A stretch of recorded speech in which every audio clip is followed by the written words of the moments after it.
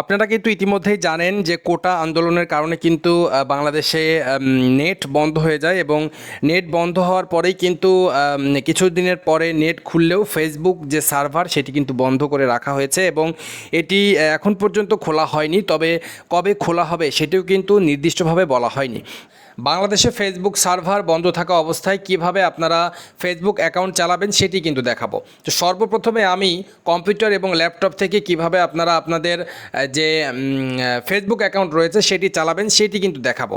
তো সর্বপ্রথম আমি আপনাদের দেখিয়ে দিব যে কীভাবে ফেসবুকের যে সার্ভার রয়েছে সেটি কিন্তু বন্ধ রয়েছে এবং বন্ধ থাকার কারণে কিন্তু বাংলাদেশে ফেসবুক চলছে না। তো আপনারা দেখতে পাচ্ছেন আমার এখান থেকে কিন্তু নেট কানেকশন রয়েছে এবং এই অবস্থায় যদি আমি ফেসবুক ওপেন করি তাহলে আপনারা দেখতে পারবেন যে এটি আসলে ওপেন হবে না, কারণ এটি কিন্তু বাংলাদেশ থেকে যে ফেসবুকের সার্ভার রয়েছে সেটি কিন্তু বন্ধ রয়েছে। তো আপনারা ফেসবুক চালাতে কি করবেন সেটি হচ্ছে আপনারা এই যে ডান সাইডে দেখতে পাচ্ছেন এখানে এক্সটেনশন রয়েছে, এই এক্সটেনশনে একটি ক্লিক করবেন এবং এখানে লেখা রয়েছে নিচের দিকে ম্যানেজ এক্সটেনশন, এই ম্যানেজ এক্সটেনশনে একটি ক্লিক করবেন। তো আমি কিন্তু ভিডিওর শেষ দিকে অর্থাৎ এই কম্পিউটারে দেখানোর পরে কিন্তু আমি মোবাইলেরটাও বলে দিব যে কীভাবে আপনারা মোবাইল থেকেও কিন্তু ফেসবুক চালাতে পারবেন। তো এখান থেকে আপনারা এই যে বাম সাইডে ক্রোম ওয়েব স্টোর রয়েছে, এই ক্রোম ওয়েব স্টোরে আপনারা ক্লিক করবেন। তো এই ক্রোম ওয়েব স্টোরে ক্লিক করার পর আপনারা এখানে একটি সার্চ বক্স পাবেন, এখানে সার্চ করবেন ভিপিএন লেখার পর কিবোর্ডের ইন্টার বাটন প্রেস করবেন। ইন্টার বাটন প্রেস করার পর প্রথমে যে ভিপিএনটি আসবে টাস্ক ভিপিএন, এই টাস্ক ভিপিএনটা আপনারা ক্লিক করবেন। এই টাস্ক ভিপিএনে ক্লিক করার পর এই ডান সাইডে যে অ্যাড টু ক্রোম রয়েছে এই অ্যাড টু ক্রোমে একটি ক্লিক করবেন। ক্লিক করার পর এখান থেকে অ্যাড এক্সটেনশন অর্থাৎ মাঝে যে একটি ডায়লগ বক্স এখান থেকে অ্যাড এক্সটেনশনে একটি ক্লিক করবেন। তো অ্যাড এক্সটেনশনে ক্লিক করার পর দেখবেন যে ভিপিএনটি ডাউনলোড হবে এবং ডাউনলোড হওয়ার পর এটি অটোমেটিক কিন্তু আপনার এক্সটেনশনে অ্যাড হয়ে যাবে। তো এখান থেকে আপনারা আরেকটি ট্যাব নেবেন, নেওয়ার পরে এখান থেকে ফেসবুকটি ওপেন করবেন, দেখবেন যে ওপেন হচ্ছে না। তো এখন এই যে ডান সাইডে দেখতে পারবেন এক্সটেনশন রয়েছে, এখান থেকে আপনারা এই যে এখানে আসার পর দেখবেন টাস্ক ভিপিএন নামে একটি ভিপিএন রয়েছে আপনারা যেটি অ্যাড করেছিলেন একটু পূর্বেই। তো এই টাস্ক ভিপিএনে ক্লিক করবেন এবং এখান থেকে বেস্ট চয়েসে ক্লিক করবেন। বেস্ট চয়েসে ক্লিক করার পর এখান থেকে ইউনাইটেড স্টেটস সিলেক্ট করে দিবেন। ইউনাইটেড স্টেটস সিলেক্ট করার সাথে সাথে দেখতে পারবেন যে আপনাদের যেই ইউনাইটেড স্টেটস সিলেক্টকৃত অবস্থায় এটি রয়েছে এবং এখান থেকে আপনারা কানেক্টে প্রেস করবেন।